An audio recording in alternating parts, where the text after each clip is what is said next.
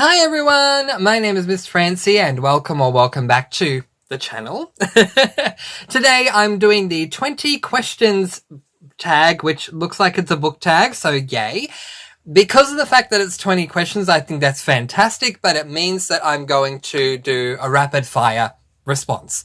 In case you don't know what rapid fire is, it's just basically me answering quickly and not giving a detailed response because there are 20 questions to get through. So let's jump right on in. If you haven't already, please subscribe to the channel. It really does help the channel. Hit the notification bell, ding, and hit the all section so you can be notified each and every time I upload a video. If you enjoy my tags, leave a like on this video, and if you have any comments, thoughts, and questions, let me know in the comment section below. If you have any book tags you would like to recommend that I do in future, let me know that there as well. Alright, let's jump right on in. This is the 20 questions book tag. Alright, doesn't look like there's any numbers against the prompts, so I'll just say this prompt and the next prompt, and anyway, let's go. So the first prompt is, how many books is too many books in a series? Have you read Cozies? Has anyone out there read Cozy Mysteries? I'm currently reading a series, the Hayley Power Food and Cocktail Mystery Series by Lee and Hollis, and there are, I think, 16 books out currently, with more to come. And then there is the Tonya Kappa series that I'm continuing on with next year. I can't think of what it is called. Okay, it's literally called the Campers and Criminals series. Book number 1 is Beaches, Bungalows and Burglaries. But for some reason I thought book number 1 was called Campers and Criminals. Yeah, so the Campers and Criminals series by Tonya Kappas has, and we're still scrolling to find out, 33. I'm just going to double check if the 33rd one is out yet. And it is not, but it's on the way. So there will be 33 books in this series by the time we get to the end of this month. And there are cozies that have more than that many books in a series. So I mean. Look, is 30 too many books in a series? My answer actually to this question, and it's meant to be rapid fire, so let's go. Okay. My answer to the question is not going to be a number. How many books is too many books in a series? Once the series starts to lag, then you've crossed that line. And that could be 33 books. That could be 3 books. You know, once you get to that point where you're just like, yeah, this is just not interesting anymore. That's where I feel like the author should have stopped with the previous book to you thinking that thought. This shouldn't have continued on. So I don't think I can give you a number. So how many books is too many books in a series? Once you get to the point of it just not being a fun series anymore, the author should have stopped the book prior, is my answer. Next one. How do you feel about cliffhangers? Love them. I love cliffhangers provided the next book is already out or is definitely going to be out very soon. I don't like cliffhangers when the book takes forever to come out. Apparently there are cliffhangers in the Wise Man's Fear. I do not remember what that series is called. So I'm just quickly looking. And it is called the Kingkiller Chronicles. Apparently people are still waiting. This is, by the way, by Patrick Rothfuss. People are still waiting for book number 3, from what I've last heard. It still hasn't come out yet. So I'm hoping for everyone that's a fan of that series that your 3rd book will come out soon, because you've been waiting for years, and there has been cliffhangers in that one. But generally speaking, I have no problem with cliffhangers, provided I can get to the next book right away if I so choose to. I may decide to wait a month or more before I get to the next book, but if the next book is already out and available, it'll make me feel a lot better about the cliffhanger than having to wait years and years for the next one. But yeah, I'm good with cliffhangers. Next prompt is favorite book. Oh my gosh, are you kidding me? Favorite? I need to pick one from all the children that I have in my bookshelf. Yeah, that was right. Bookshelves? I can't. Look, let's go with an old standby. The Final Empire by Brandon Sanderson. It probably is still my favorite of all the children in my bookshelves. I don't have kids, so my books are my kids at the moment. Yeah, I think I'll just go with that one because I could probably name almost all the books that I have in my bookshelves, so we'll move on to the next one. Least favorite book. Oh my gosh, I don't have it anymore, but it is We Are Totally Normal by Naomi Kanakia. I have never read a more offensive book, especially offensive for the LGBTIQ plus community. I am from that community, as is Naomi Kanakia, and so it didn't make sense to me that it was offensive, given that not only I'm part of the community, but so is Naomi Kanakia, the author. So really, that book upset me for so many unnecessary reasons. I do not agree with Naomi Kanakia did with that book, and it's by far and away my least favorite book ever. I don't even think I gave it 1 star. I think I gave it 0, where I used to always think that you need to give a minimum of 1 star. I did not rate that book because I didn't think it even deserved 1 star. Anyway, we'll move on. If you want to know more, let me know. But I've certainly covered it. I covered it a lot that year that I spoke about it, which was either last year or the year before with my end of year favorites and non-favorites. I talked about that book a lot. Next one is love triangles. Yes or no? Depends on the situation. If you're going to give me a series where, like, for example, a cozy mystery series, if you're going to give me a cozy mystery series where there is a love triangle that is resolved within the first 3 to 4 books and there are more than 7 books in the series, okay, I'm fine with that. But if you're going to give me a love triangle that goes on and on and on and on and on and on and on for like 20 books in a series, no, I am not on board, and that doesn't work for me. If you're giving me a love triangle that lasts an entire 3 or 4 book series, no, that's not going to work for me either. So I don't mind a love triangle. Sometimes I'm playing matchmaker on behalf of the protagonist if they're the one choosing between the two. So it's like, oh, maybe you could go with this one for these reasons or this one for these reasons. So I don't mind love triangles, but if it's done to death within that series, then no, it's going to annoy me. But yeah. That was a long answer too. Let's keep going. The next prompt is the most recent book you just couldn't finish, which was The Troop by Nick Cutter, which was actually at the time of filming not the most recent book I picked up, but the book before that. So I'm currently reading Black Chalk by Christopher Yates. The book prior to that was The Troop by Nick Cutter. So it was a very recent DNF for me. I don't DNF often, but that was it. And the reason for that is because the reason I DNF'd The Troop was because the writing style was too complicated for me.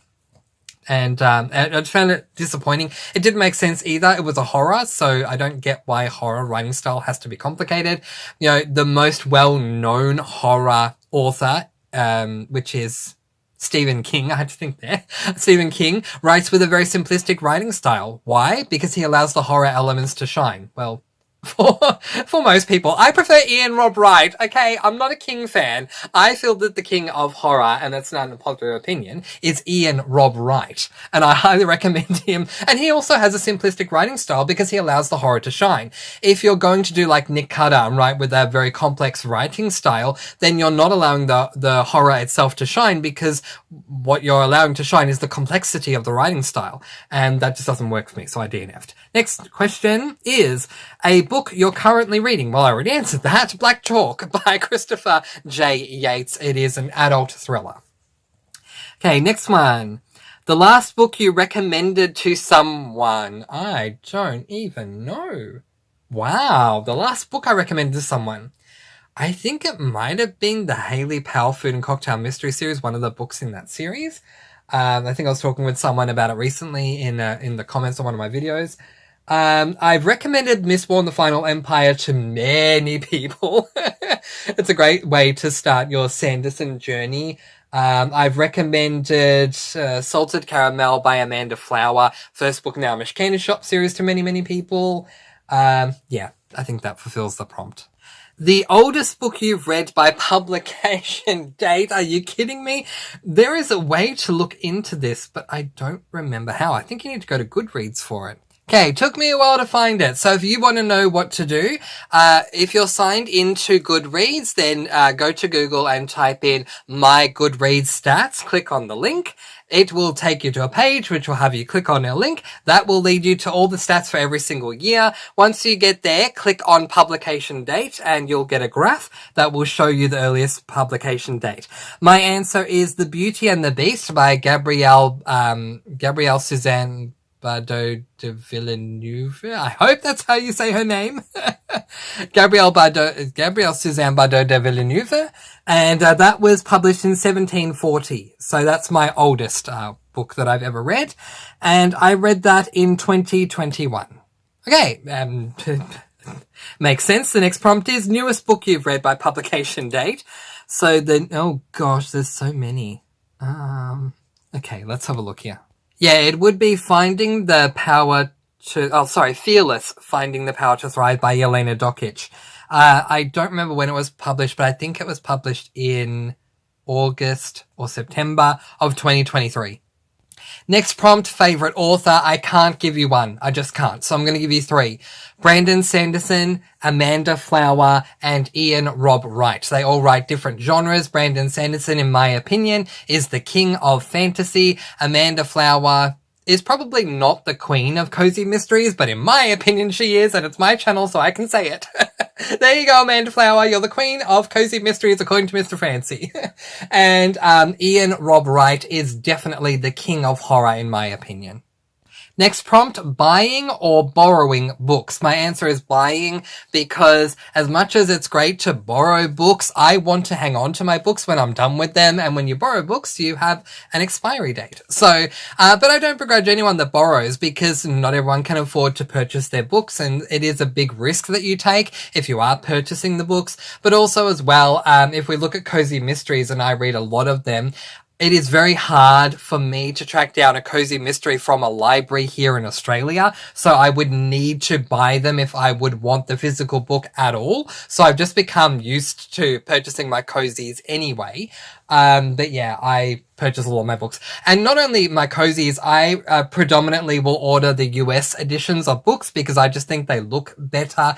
I feel like I did a lot of research into book consumers who purchase books around the world. And it seems the difference between UK and US publishing is that US consumers, according to the studies I've read, so could be wrong, but according to those studies, they purchase their books based on the look of the cover, whereas UK publishing consumers will purchase their books based on the blurb or the premise of the book. And because of this, and it does make sense to me, it looks like there is a lot more effort made to the image of a US edition of a book versus the edition of the image compared to an image of a UK edition. And living in Australia, we predominantly get the UK edition of books. So there you go. That answers a lot more than was necessary. Let's move on. Next prompt, a book that you dislike that everyone else seems to love. Okay, the example that this person is giving is City of Bones by Cassandra Clare, but I actually liked that book, so that's a tough one to answer. I would have to think, oh, no, it's not. Anything to do with Lord of the Rings. And that is a very unpopular opinion. Whether it be The Hobbit or the Lord of the Rings trilogy, I don't like any of them. In fact, the one thing I like is Chapter 1 in The Hobbit. I don't like the rest. And I even have a video that's called, I think it's like my top 10 reasons why I don't like Lord of the Rings that I think I did in 2020. So yeah, Lord of the Rings has to be my answer there. I don't like the series at all. I forced myself to read all 4 books, The Hobbit and the Lord of the Rings trilogy. Did not like any of them, and now don't force myself to read anything. If I want a DNF, I will. Proof is in the pudding, I should say. Proof is in the Potion is a cozy mystery book that is written by Samantha Silver. Proof is in the Pudding with the Troop by Nick Cutter DNFing that as the second last book that I picked up. But yeah, there you go. There's my answer. Lord of the Rings. Anything J.R.R. Tolkien that I've read. Did not enjoy. Next prompt, bookmarks or dog ears? Bookmarks. I know that there are people who don't mind or care if their books are dog-eared. I don't want that. Whether the book is going to live forever in one of my bookshelves or whether I'm going to eventually one day unhaul it and give it to someone else for a second chance at life, I don't want my books to be dog-eared. So if I give a book away because I've unhauled it, then I say this in the nicest possible way. I don't care what they do with the book because I've given it away. It's not my book anymore. But while the books live on my shelf, yeah, sound like a lot of parents out there. Well, you live under my roof. Well, it's on my shelf. They will not be dog-eared, and I will always use bookmarks. So bookmarks is definitely my answer there. Next prompt, a book you can always reread. Any book in the Harry Potter series aside from Harry Potter and the Half-Blood Prince. I generally only read that book because I'm trying to binge the whole series and you need to read that book because it's one of the books in the series. But frankly, I could skip Harry Potter and the Half-Blood Prince. But also I could read Mistborn and the Final Empire. Always. So I can always reread Harry Potter, thinking of doing it again next year. And Mistborn and the Final Empire, I could always reread that as well. Yeah. And any of the Twilight books as well. I know that some people have this issue with the Twilight saga, but I just love them. Maybe they're my guilty pleasure. It's Stephanie Meyer's writing style is so enticing for me. I feel like I just fall into the books anytime I read any of them, and I'm no longer a part of this world whenever I read any of her books because I'm there. I'm in the book with the characters. So yeah, those as well. Next one, can you read while hearing music? No. Nope.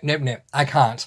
And that is a big part of the reason why I exclusively listen to audiobooks now, is because I need for everything to be dead silent if I'm going to physically read a book. I can physically read a book. There's no issues with me. There's no barriers to me reading a physical book. But the reason I choose to exclusively listen to audiobooks, despite still purchasing the physical books, is because any sort of a distraction whatsoever is going to distract me from the physical book, from reading it. So if there's music in the background, if people are talking in the background, if I hear a car going by, if the wind is too loud, it's going to distract me from physically reading the book. But I tell you what, a hurricane could fly by, and if I'm listening to the audiobook, I'm not being distracted, and a fire could start, let's hope that it doesn't, touch wood, it doesn't, but a fire could start in my home, and I'm listening to an audiobook and I wouldn't know. So that's why, no, the answer is I cannot read while hearing music. No, and that's why. Next one or multiple POVs. For those of you who don't know, POV stands for point of view, or, another word for the POV is perspective. So what this is referring to is when you read a standard book will follow the perspective of one character. So we see, hear, feel all the senses of that one character. But then in other books, you will have multiple POVs or multi-perspectives, or a dual perspective, which would be 2, but multi-perspective being 3 or more, where you get more than one character and you get things from their perspective. Sometimes this will alternate in chapters, so you'll have chapter 1 be Morgan, just pulling a name out of the air. Chapter 1 is Morgan, chapter 2 is Brianna, chapter 3 is Morgan, chapter 4 is Brianna, and so on and so forth. That's your dual perspective that alternates per chapter. Sometimes you'll get a multi-perspective where at any point in time in a book, you can have different perspectives that go on. So my answer to the question, one or multiple, it really, really depends on how it is done.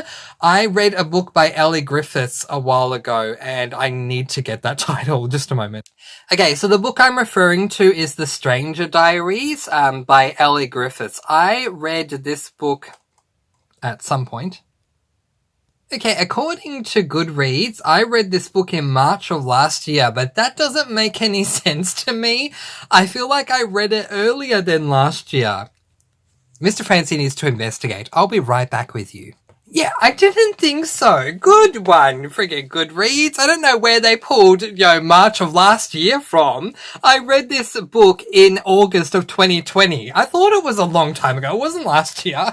Okay, I read this book in August of 2020 and I gave it 1 star because of the way that Ellie Griffiths did the multiple POVs. So what happened was we open up with the perspective of one character. That lasts for 8 chapters. By the time I got to the end of the 8th chapter, I was on board with that perspective. It took me that long to get on board. But then in chapter 9, we switched to another perspective. We were with that second perspective for another 8 chapters. Again, once I was on board with that perspective, we then switched to another perspective for 8 chapters. And then there were other things I didn't like about the book as well, but not the point. If you're going to do a dual perspective, which is 2 perspectives, alternate chapter by chapter. I'm used to that. I've done that. I've read dual perspective books since I started in 2020 on BookTube. So I'm very much used to that by now. If you're going to do multi-perspective, that is fine. But find a way to make it work and make it seamless. It doesn't need to be by chapter. So you can have it that, we're predominantly following one person, but then all of a sudden within a chapter it switches to another perspective. I've had that recently. I don't remember what book it was in, but I had that actually in the current book I'm reading, in Black Chalk by Christopher J. Yates. That's actually happening in that book, and it was done seamlessly. So Christopher J. Yates did a good job with that one. But don't do what Ellie Griffiths did and have us follow one perspective for 8 chapters, and then we get used to that perspective only to switch things up. That annoys me. So yes, can I deal with multi-perspectives? Yes, I absolutely can, but it depends on how it is done. So my preference would be singular. So the question is 1 or multiple. My preference is 1, but I'm happy for you to do more than 1, provided it works, that it feels seamless as opposed to really throwing me off. And just a bit of a heads up, because I just recalled, I've actually done a chat on this. I did a video on October 17th. Wow. The irony of the time of the date and month of the year. I did a video on October 17, 2020 called Multi-Perspective Books Chat, where I literally chat about this very point, about multi-perspectives. So feel free to check that out as well. Next prompt. Did you read a book in one sitting or over sorry, not did, do. I was going to say did doesn't make sense. Do you read a book in one sitting or over multiple days? It depends on a number of factors. What day are we referring to? Is it a work day for me? I will be shocked if I read a book on a work day because I don't have a lot of time. But is it the weekend? Yeah, I might read a book in a single day over the course of a weekend because I have more time. So if it's on a Saturday and I'm not doing anything and the book is maybe a 6-hour audiobook, yeah, it can be achieved. And I have done that. In fact, on the 1st of October, 2023, I read Dark Ride by Ian Rob Wright, and I literally read that book in the space of 1 day. So yeah, it can definitely happen. The Boy, the Mole, the Fox and the Horse, I had to think about what it's called, by Charles Mackesy, a book I highly recommend to everyone. Everyone needs to read this book. It is a 1-hour book, so it's very, very quick, but it is a beautiful, beautiful book for people of all ages. That is a 1-hour audiobook, so that's easily done in a day as well. So yeah, I have done both, but the majority is done over multiple days, although I would prefer it to be less days than more, especially with something as important as a cozy mystery where I'm trying to solve a mystery. If it's going to take me a week to read a cozy, which different people think differently, but for me, if I'm going to read a cozy and it takes me a week to read it, by the time I get to the reveal, if the author has only mentioned this, the murderer once in chapter 1, I will have forgotten who that person is by the time I get to the end of the week. So for me, I like to have, for a cozy mystery, a maximum of 3 days that I read a book over. But then again, I might read a tome, a book that's over 500 pages. That's going to take me a lot longer. The Count of Monte Cristo by Alexandre Dumas, which I misquoted in a recent video, is actually 1,276 pages, my edition. Took me a week to read, but I was doing solid dedicated reading for that week, so it should have taken me longer. And then I have books like The Way of Kings, anything from the Stormlight Archives by Brandon Sanderson, that are over 1,000 pages long that can take a lot longer. So it depends on the page count, but yeah, for the majority of the time I read over multiple days. Next prompt is a book you've read because of the cover. I can give you one that I loved for the cover and one that I didn't love because of the cover. The one that I loved for the cover was The Lost Apothecary by Sarah Penner. I searched heaven and high water to find the edition with the potion bottle on the purple background. I searched high and low and finally found it, and I loved that book. And the other one is a book by Sarah Gailey that I need to find what it's called. The Echo Wife by Sarah Gailey. The image of this, the edition I'm talking about, has a black background with what looks like interconnected wedding rings. I loved the look of the cover and searched far and wide. I could say heaven and high water again, but far and wide for this exact edition, only to DNF after about 3 chapters because I don't like the other edition. You've got these women that are laying on a banana lounge or something like that. I don't like that one, but I loved that edition. So there you go. I will seek out certain editions because I do love the look of them. Sometimes it'll work out in my favor, like Lost Apothecary, and sometimes it won't, like The Echo Wife. And that is it. Those are my 20 questions, and some of my answers were longer than I thought they were going to be. But that is the 20 questions book tag. And this tag came from, let's give credit where it is due. It came from someone. ZZ with Books. So that website is ZZZEZEE with books.wordpress.com. Thank you very much, ZZ, and thank you for your name. I love the name for this 20 questions tag. What were your answers? Let me know in the comment section below. But in the meantime, that is where I am going to leave it, letting you all go with peace, blessings, and so much love. Please do be kind and love one another and spread your sparkling energy all throughout the world. And until next time, happy reading. Bye, everyone.